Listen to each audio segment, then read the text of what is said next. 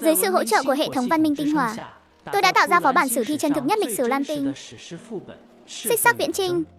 Sau khi trải qua chừng núi tuyết thảm khốc, với mức giá 1 đồng gây chấn động giới chuyên môn, phó bản bãi lầy đã chính thức được mở. Bộ ba cùng ca, Ưng Nhãn, Nhuyễn Nhuyễn đang lùn sâu giữa đầm lầy Tùng Phan, đối mặt với sự sụp đổ kép về thể lực và ý chí. Trước sự cám dỗ của viện quân giá cao từ bên ngoài, Cuồng ca đã chọn con đường gian nan nhất.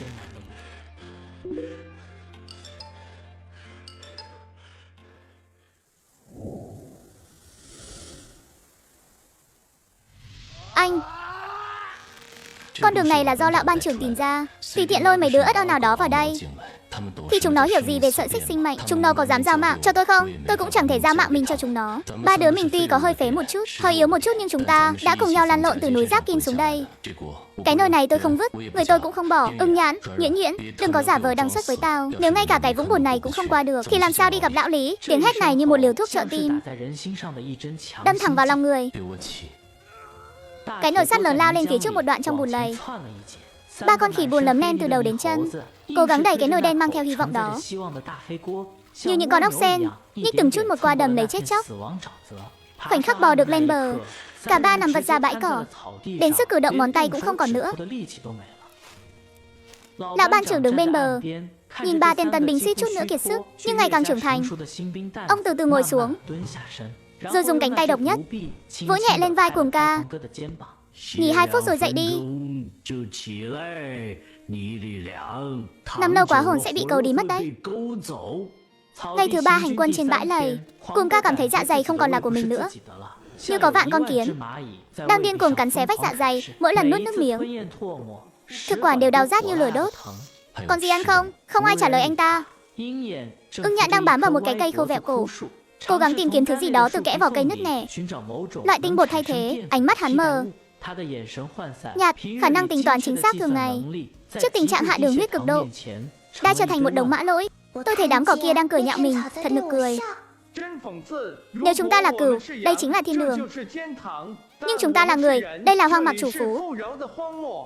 Cuồng ca nhìn chằm chằm vào một cây xanh tốt bên đường, thân mọng nước, lá tươi non. Mẹ nó, đời tao chưa bao giờ phải chịu nhục thế này. Đường đi toàn một màu xanh rờn, chẳng lẽ chúng ta lại phải đăng xuất vì đói ở đây? Cuồng ca vươn tay định nhổ cái cây, trông giống như cần tê dại đó. Không được ăn, đây là cây thạch long nhuế. Thứ này mà ăn vào mồm sẽ sưng vù như xúc xích, ruột gan sẽ thối rữa, sẽ hẻo đấy. Lão ban trưởng lạnh mặt bước tới, dùng chiếc gậy trần trụi hất mạnh cây thạch long nhuế đó xuống vũng bùn lầy. Thằng ngốc này, xem ra chúng mày đói đến lú lẫn rồi. Trước đây có một tiểu đội ở đại đội 3 hết lương 3 ngày, tìm thấy một bãi cỏ này. Tối hôm đó họ đã ăn rất no. Đó là bữa no nhất của họ khi vào đồng cỏ.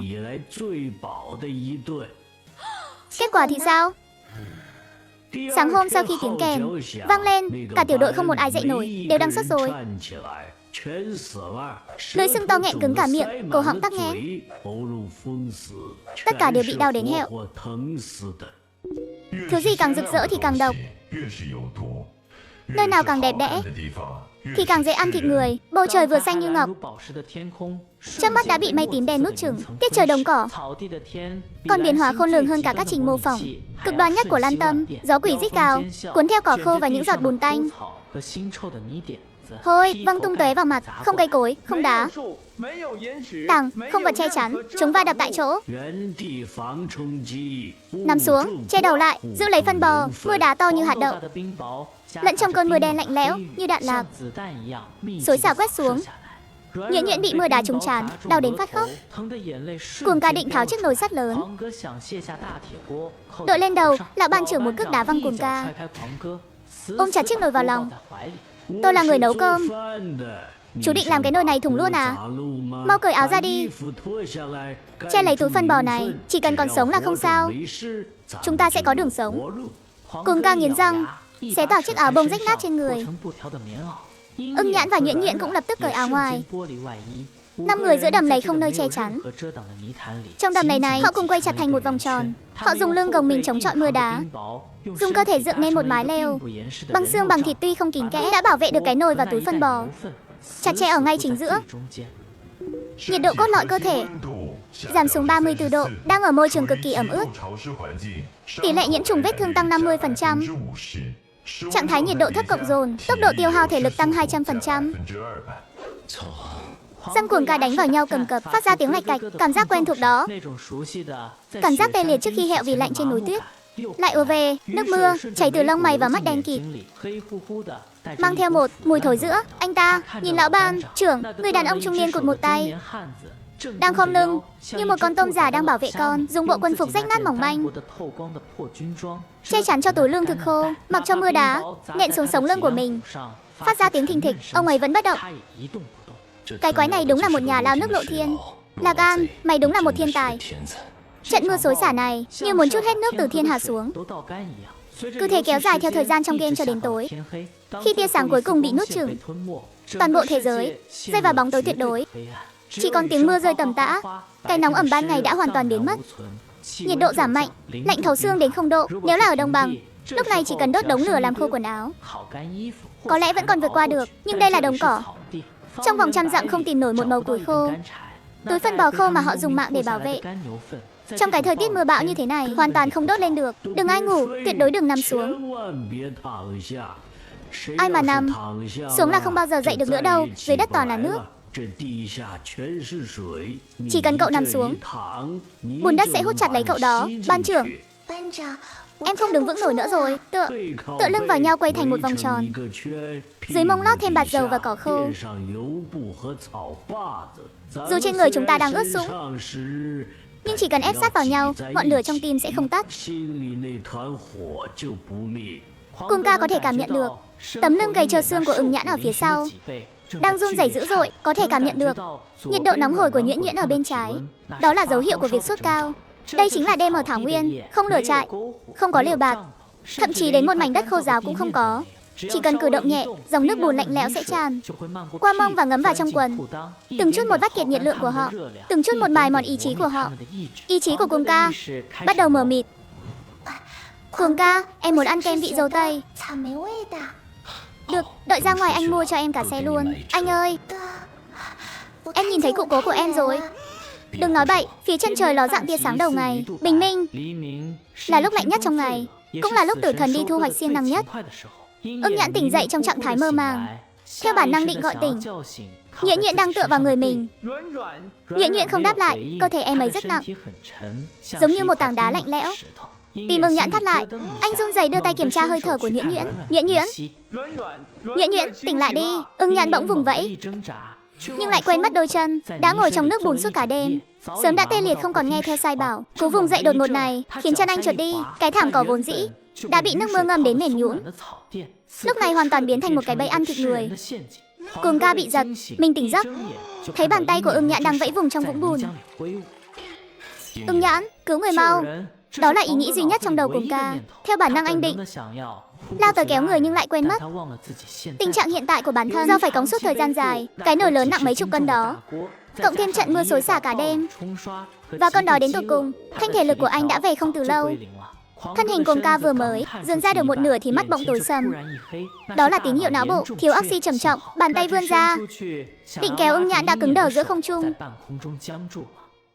Tôi dựa vào hệ thống văn minh tinh hoa tạo ra game thực tế áo xích sắc viễn trinh. Phó bản đầu tiên núi tuyết đã cực hắt. Trong chương thảo nguyên tiếp theo, nhóm Cuồng ca vì khinh địch và môi trường khắc nghiệt đã bị bay màu cả đội trong mưa bão. Vương Béo nhà đối thủ thuê thủy quân công kích Cuồng ca, nói anh dùng hắc khóa máu.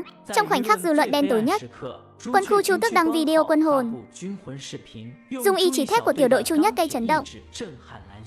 Lạc An thừa thắng xông lên, cập nhật hệ thống ý chí. Cuồng ca bắt đầu lượt chơi thứ hai thì phát hiện lão ban trưởng lại có được ký ức về việc bay màu ở kiếp trước. Cử động đi, làm ơn đấy. Cử động một chút đi mà, tôi là đội trưởng, tôi đã đưa họ vào đây.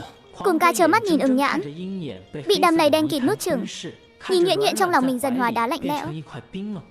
Nỗi tuyệt vọng đó còn đau đớn hơn cả những lưỡi dao trên núi tuyết. Cuồng ca há miệng thật to, muốn gào thét nhưng không phát ra tiếng. Tầm nhìn bắt đầu xám xịt lại.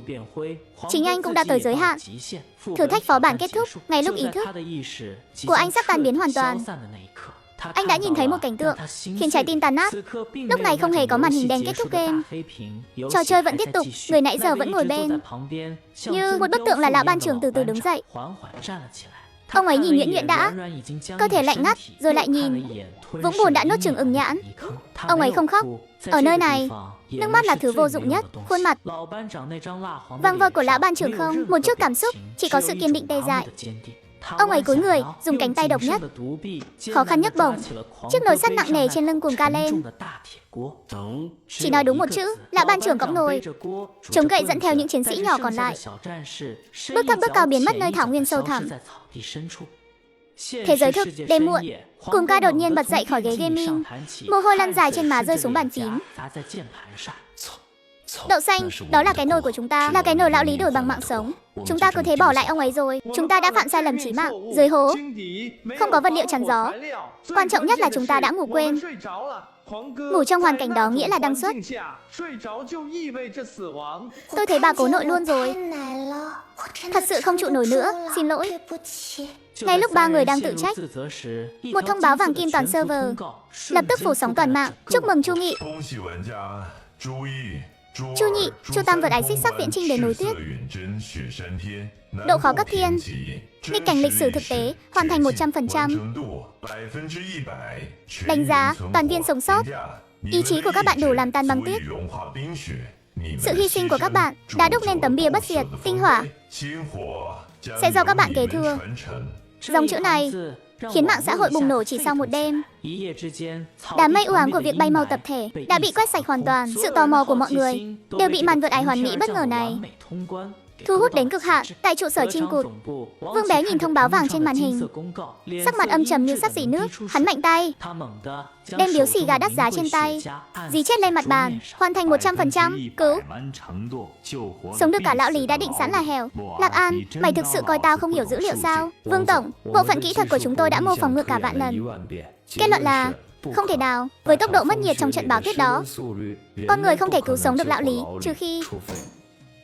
trừ khi chính Lạc An ở phía sau hệ thống đã sửa đổi dữ liệu. Đây căn bản không phải là game, đây là lừa đảo. Mau bảo bộ phận truyền thông ra tay biến màn phá đảo hoàn mỹ đó thành một trò hề. Còn cả cái video của cuồng ca nữa, xin cho nó bay màu luôn cho tao. Các nền tảng mạng xã hội ngay lập tức bị các ách ảo chiếm lĩnh. Mới hôm trước cả mạng còn đang reo hò vì kỳ tích phá đảo hoàn mỹ, phát cuồng vì tiểu đội bí ẩn Chu 1, Chu 2, Chu 3. Thì ngày hôm sau, đủ loại âm thanh nghi ngờ và bôi nhọ, giống như một loại virus bắt đầu lan rộng trên các mạng xã hội và các diễn đàn trò chơi, lan tỏa một cách điên cuồng. Những người chơi vốn đang cảm động bắt đầu dao động, người qua đường bắt đầu hùa theo ném đá. MT phân tràn vào phòng livestream của cuồng ca. Đầy màn hình là những lời nguyền rủa ác độc. Diễn a, cắt xe bao nhiêu một cảnh vậy cuồng ca? Bông tuyết bao nhiêu tiền một cái? Tao cũng muốn lên núi sống ảo. Game rác rưởi, dữ liệu lỗi quá mức, đề nghị cơ quan chức năng sờ gáy. Cuồng ca nhìn những bình luận đó, đột ngột đứng phát dậy, đôi mắt đỏ ngầu chỉ vào camera. Bọn mày thì biết cái quái gì? Đã ai trong bọn mày thử cảm giác dưới âm 40 độ nhét bàn tay của đồng đội vào lòng ngực mình chưa? Có ai trong các người từng trơ mắt nhìn đồng đội rơi xuống vực băng mà bản thân lại bất lực không?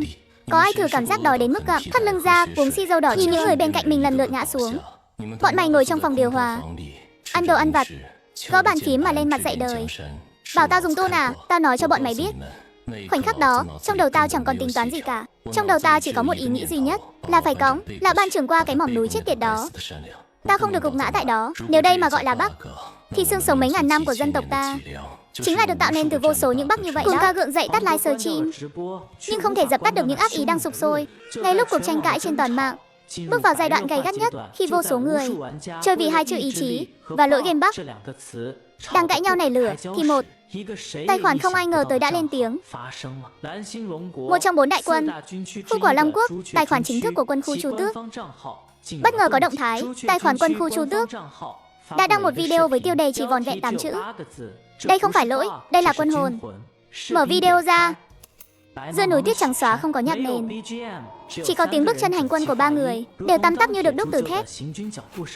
Bảo Tuyết ập đến, Chu Nhất, Chu Nhị, Chu Tam, 3 người họ lập tức xác định hướng gió, dùng đồng hồ bấm giờ tính toán ngưỡng giới hạn cơ thể. Họ luân phiên cởi bỏ chiếc áo bông duy nhất để bọc lấy lương thực, chỉ mặc áo mỏng vây thành bức tường thịt, dùng thân nhiệt cưỡng ép sưởi ấm cho lão ban trưởng sắt đóng băng. Cuối video, Bảo Tuyết ngừng hẳn, Ba người Diều lão ban trưởng gần như kiệt sức, vượt qua đèo núi tuyết.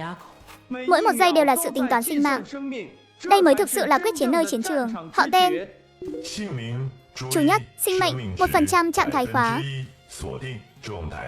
Bóng lãnh nặng, hai tay cấp độ 3, hai chân cấp độ 4, nhiều phần mô hoại tử, nhanh nhẹn giảm 5 điểm vĩnh viễn, thể chất giảm 3 điểm, ý chí 150%, rực cháy, một thanh.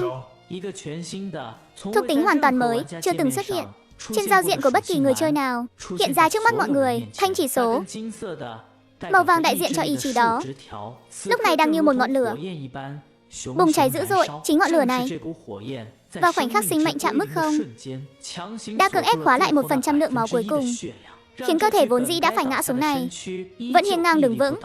Video đến đây đột ngột kết thúc nhưng đã làm nổ tung mạng xã hội Long Quốc. Đậu xanh, quân khu chú tức ra mặt rồi. Nhìn kìa, họ là những chiến binh vua. Ý chí lực 150%. Hóa ra thực sự có thuộc tính này, nhưng chỉ khi hoàn toàn chạm đến giới hạn cực hạn mới có thể kích hoạt. Vương Béo đâu rồi? Mau ra ủng hộ cho Tiểu Tuyết đi. Chưa đợi phía Ngỗng Trắng phản ứng, đại lão cục văn hóa Tần Chính Quốc đã viết bài lên tắt tin tức. Tại tận cùng của dữ liệu là hình bóng những con người viết hoa, những kẻ định dùng cấu trúc dữ liệu để hy sinh, dùng mã code để đo lường. Đức tin bọn họ sẽ không hiểu. Có một thứ gọi là linh hồn, tiền không mua được mà code cũng chẳng tạo ra. Hệ thống đạt 10 vạn điểm cảm xúc.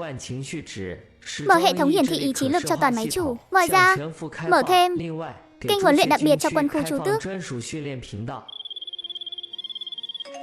Tài hoàn tất. Độ tinh hỏa văn minh tăng lên 15%. Trong game, Trương Thảo Nguyên lượt chơi thứ 2. Trời âm u, hơi ẩm bùa vây. Nhóm Cuồng Ca lại một lần nữa đứng trước dê vực thẳm xanh mướt đó. Lần này, tao tuyệt đối không ngủ. Ngay lúc này, lão ban trưởng phía trước quay đầu lại, ánh mắt bác mang theo sự bùi ngùi của định mệnh. Tối qua, tôi đã mơ thấy một giấc mơ. Mơ thấy mấy chú em các chú ngủ quên trong hố bùn, gọi thế nào cũng không tỉnh. Tôi còn mơ thấy các chú làm mất cả bát ăn cơm nữa. Ban trưởng, bác nhớ sao? Bác nhớ là chúng em đã bay màu sạch sao? Sự kết nối ký ức xuyên không gian này khiến hàng chục triệu người trong live stream ngay lập tức nổi da gà. Đây đâu còn là game, rõ ràng là lão ban trưởng đang ở trong sự luân hồi hết lần này đến lần khác để chờ đợi những đồng đội có thể thực sự đi cùng bác đến điểm cuối. Lão ban trưởng đi tới, đưa cho bọn họ 3 chiếc gậy dày hơn. Cầm lấy đi. Cái Thảo Nguyên này tà lắm. Ngủ rồi là hẹo luôn, không tỉnh lại được đâu. Đi. Thôi, sắp mưa rồi. Ba người nhìn nhau. Trong ánh mắt không còn sự hời hợt của người chơi, mà là sự quyết tâm như tiểu đội chủ nhất.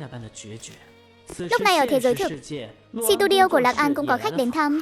Người đến là một người đàn ông đầu đinh, mặc thường phục nhưng đứng thẳng như một ngọn giáo. Anh ta quan sát xung quanh một trong phòng không nói lời thừa. Anh ta đưa ra một tấm giấy tờ tùy thân bìa đỏ. Anh Lạc, chú nhất là lính tôi từng dẫn dắt. Sau khi họ bước ra khỏi khoang trò chơi, tâm trí họ dường như vẫn còn kẹt lại trong đó. Họ chơi không thấy vui. Họ nói rằng cảm giác như bản thân đã thực sự đang xuất trên núi tuyết đó một lần. Anh Lạc, độ mô phỏng chính xác này nếu được triển khai rộng rãi, trò chơi của anh không chỉ là nghệ thuật, nó còn có thể luyện binh.